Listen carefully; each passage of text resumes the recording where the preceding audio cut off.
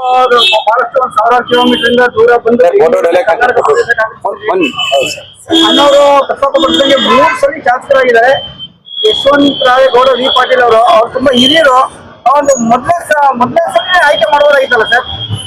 ಅದನ್ನೇ ನಾವು ಕೇಳ್ತಾ ಇರೋದು ಸರ್. ಈಗ ರೈಟ್, ಅವರು ತಾತ ಸಹಿತ ಕಾಂಗ್ರೆಸ್ ಪಾರ್ಟಿಲಿ ದುಡಿದವರು, ಅವ್ರ ಅಪ್ಪರು ದುಡಿದವರು, ಅವರು ಕಾಂಗ್ರೆಸ್ ನಿಯತ್ತಿನಿಂದ ಕೆಲಸ ಮಾಡೋರಿಗೆ ಮತ್ ಸಚಿವ ಸ್ಥಾನ ಸಿಗ್ಲಿಲ್ಲ ಅಂದ್ರೆ ಹೆಂಗ? ಅದಕ್ಕೆ ಅವ್ರಿಗೆ ಕೊಡ್ರಿ ಆಯ್ತಾ, ಅಷ್ಟೇ. ನಿಯತ್ತು ಅವ್ರಲ್ಲಿ ಕೆಲಸ ಮಾಡುವ ಹುಮ್ಮಸ್ ಬಹಳ. ನಮ್ಮಲ್ಲಿ ಇನ್ನೂ ಅಭಿವೃದ್ಧಿ ಬಹಳ ಆಗ್ಬೇಕು. ಶಾಸಕರಾಗಿ ಕೆಲವೊಂದು ಅಭಿವೃದ್ಧಿ ಆಗ್ಯಾವ, ಇನ್ನು ಮತ್ತೆ ಸಚಿವರಾದ್ರೂ ನಮ್ಮ ಡಿಸ್ಟಿಕ್ ಪೂರ್ತಿ ಅಭಿವೃದ್ಧಿ ಆಗ್ಲಿಕ್ಕೆ ಸಿಗಿನ ಇಲ್ಲ, ಒಟ್ಟ ಅಡ್ಡಿನ ಇಲ್ಲ. ಒಟ್ಟ ಅವ್ರು ಸಚಿವ ಸ್ಥಾನ ಸಿಕ್ಕಿದ್ರೆ ನಮ್ದು ಬಿಜಾಪುರ ಜಿಲ್ಲೆ ಪೂರಾನೇ ಅಭಿವೃದ್ಧಿ ಆಗ್ತದ ಹೇಳಿಕೊಡ ಸರ್. ಈಗ ಮುಖ್ಯಮಂತ್ರಿಗಳು ಏನಾಗಿದ್ರು ಡಿ ಕೆ ಶಿವಕುಮಾರ್ ಅವರಿಗೆ ವಿಷಯ ತಲುಪಿದೆ. ಈ ಒಂದು ವಿಷಯ ನಿಮ್ದೊಂದು ಕಾಂಗ್ರೆಸ್ ಪಕ್ಷ ಒಂದು ಹೈಕಮಾಂಡ್ ಅಂತ ಹೇಳಿರ್ತಲ್ಲ, ರಾಹುಲ್ ಗಾಂಧಿ ಸೋನಿಯಾ ಗಾಂಧಿ ಅವರಿಗೆ ವಿಷಯ ತಲುಪಿರುತ್ತಾ? ತಲುಪಿರ್ಬೋದು ಸರ್.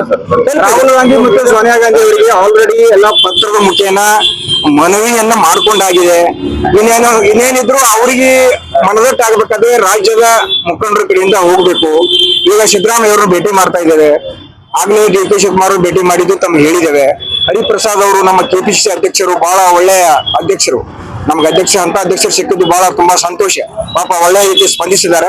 ಅವರು ಕೂಡ ಹೈಕಮಾಂಡ್ದವರಿಗೆ ನಮ್ಮ ವಿಚಾರಗಳನ್ನ ಮುಟ್ಟಿಸ್ತೀನಿ ಅಂತ ಹೇಳಿದ್ದಾರೆ. ಶಾಸಕರು ಬಹುತೇಕ ಮಂತ್ರಿ ಆಗ್ತಾರ ಅನ್ನೋ ಭರವಸೆ ಇದೆ. ತಮ್ಮ ಮುಖಾಂತರ ತಾವು ಕೂಡ ಹೆಚ್ಚಿನ ಸರಿಯಾದ ಸುದ್ದಿ ಮಾಡ್ಬೇಕಂತ ಹೇಳಿ ವಿನಂತಿಯನ್ನು ನೀವೇನ್ ಮಾಡಿದ್ರೆ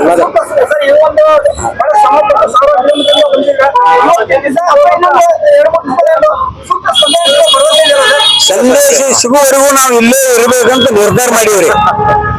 ಸೂಕ್ತ ಸಂದೇಶ ಸಿಗುವವರೆಗೂ ನಾವು ಇಲ್ಲೇ ಇರಬೇಕಂತ ನಿರ್ಧಾರ ಮಾಡಿವಿ. ನಮ್ ಅಷ್ಟು ಜನ ಇಲ್ಲ. ಸೂಕ್ತ ಸಂದೇಶ ಸಿಕ್ಕ ನಂತರ ನಾವ್ ಇಲ್ಲಿ ಹೋಗ್ತೀವಿ.